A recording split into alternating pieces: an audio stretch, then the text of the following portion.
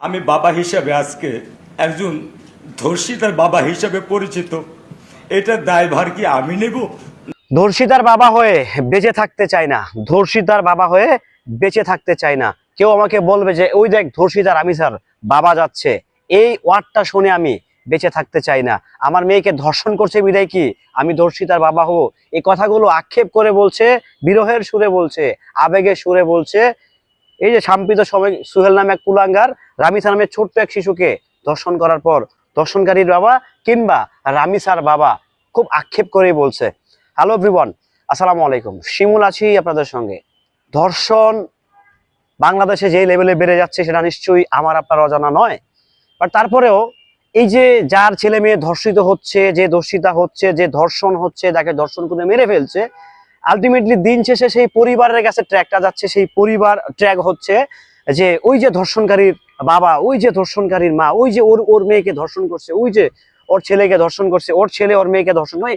এই যে একটা একটা উইয়ার্ড একটা শব্দ, এই শব্দটা কিন্তু যার পরিবার ভিকটিম হয় তার দিকে যায়। দেখেন একটা বার ভাবেন তো, কোনো পরিবার কি চাইবে? দেখেন রামিসার বাবা সে কিন্তু বারবার বলছে যে আমি অত্যন্ত নিম্ন পরিবারের মানুষ, অত্যন্ত নিম্ন আয়ের মানুষ, অত্যন্ত আমি খুব ইয়া মাইন্ডের মানুষ। তো সেই জায়গা থেকে তার মেয়েটা কে একজন কুলাঙ্গার, আরেকজন কুলাঙ্গারের স্ত্রী সেও কুলাঙ্গার, এই দুই কুলাঙ্গার মিলে এক কুলাঙ্গার ধর্ষণ করছে, আরেক কুলাঙ্গার ধরছে, খুব বিশ্রী ভাবে যা তা বাসা ভাবে তাকে মারা হয়েছে।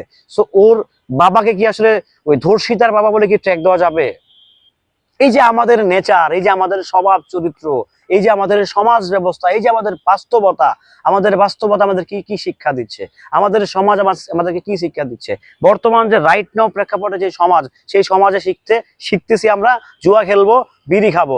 আগে আমাদের জমানায় কি আমি আমি আমার কথা বলতে পারি, আমার বয়সটা আমাকে দেখলে খুব কিউট মনে হতে পারে, খুব অল্প বয়স মনে হতে পারে। আমি আমার কথা বলতে পারি যে আমাদের সময়, আমাদের বাপ চাচাদের সময় যখন মানে বিশেষ করে মসজিদের কোনো ইমাম সাহেব, কোনো খতিব সাহেব গেলে মাশাআল্লাহ আগে থেকে আমাদের মা বোনদের মাথায় কাপড় ছিল গ্রাম অঞ্চলে, এবং কি খুব রেসপেক্ট একটা ব্যাপার ছিল। স্কুলের master, teacher, head sir, what ever that, যে তাদের প্রতি একটা সম্মান ছিল, সেই সম্মানটাও কিন্তু আমাদের মধ্যে নাই। সমাজ দিনকে দিন কিন্তু গোল্লায় যাচ্ছে। তো আবারও আসি একটু রামিসার কাছে।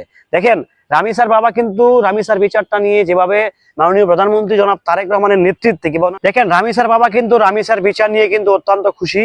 যেভাবে মাননীয় প্রধানমন্ত্রী জনাব তারেক রহমানের নেতৃত্বে কিংবা তার নির্দেশনায় বিচার কার্যক্রম চলতেছে, দেখেন একের পর এক কিন্তু আসামি জেরা চলতেছে। যেহেতু বাংলাদেশের সংবিধান, বাংলাদেশের বিচার, বাংলাদেশের আইন, বাংলাদেশের কৃষ্টি কালচার, যেই অপরাধী হোক না কেন তারও কিন্তু একটা আইনজীবী নেওয়ার একটা ব্যবস্থা থাকে। সেটা হয়েছে কিন্তু রাষ্ট্র নিয়োগ দিয়েছে হচ্ছে সেই কুলাঙ্গার সুহেল, তার আইনজীবী কিন্তু রাষ্ট্র নিয়োগ দিয়েছে। ঠিক সেদিকে যেতে চায় না মাননীয় প্রধানমন্ত্রী এবং কি আমাদের স্বরাষ্ট্রমন্ত্রী, উনি নিজেও কিন্তু ব্যাপারটা দেখভাল করছেন। তো সেই জায়গা থেকে রামিসার বাবা কিন্তু অত্যন্ত খুশি। বাট ওনার একটা আক্ষেপ যে আমাদের যে সমাজ ব্যবস্থা, এই যে আমাদের রাষ্ট্রীয় কিছু কিছু আইনের যে কাঠামো, সেগুলোতে আসলে সত্যি কথা আমার ব্যক্তিগত শিমুলেরও রামিসার বাবার প্রতি আমার নিজেরও কিন্তু একটা অবজেকশন আছে। কারণ একটা ধর্ষণকারী একজন ধর্ষণ করবে, তার তো বাংলাদেশের আইনের সর্বোচ্চ সাজা মৃত্যুদণ্ড, এতে সন্দেহ নাই। বাট তারপরেও সেই মৃত্যুদণ্ড কিংবা সেই ধর্ষণকারী সেই ব্যক্তিটার নিজস্ব আইনজীবী থাকতে হবে। এবারে কেন ভাই তাকে বাইদুল মোকাররম লটকায় দেন? আইন করা উচিত ধর্ষণের বিচারে সর্বোচ্চ সাজা মৃত্যুদণ্ড, এটা নিয়ে বছরকে বছর নয়। আজকে ধর্ষণ করছে, তারা কালকে ধর্ষণ, তারা পরশুদিন বিচারে আওতায় না, তারপরের দিন ফাঁসি দিয়ে দেন, লটকায় দেন, পাবলিক প্লেসে লাইভ টেলিকাস্ট করেন, একটা করেন না, 2-4-5টা এরকম দিয়ে দেন না। বাংলাদেশের সংবিধান কিছু ইনক্লুডিং করেন না। আমাদের মাননীয় প্রধানমন্ত্রী নির্বাহী আদেশে কিছু একটা হোক না, আমরা তো চাই একটা দৃষ্টান্তমূলক শাস্তি। যেই অপরাধ করবো অপরাধীরা কিন্তু তাদের কিন্তু হাত পিঠ কাঁপবে।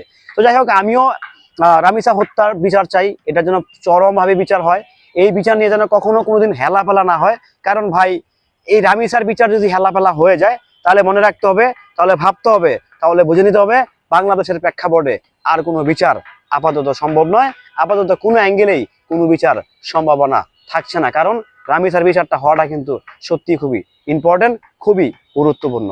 ভালো থাকবেন, সুস্থ থাকবেন, নিত্য নতুন আপডেট পেতে সঙ্গেই থাকবেন।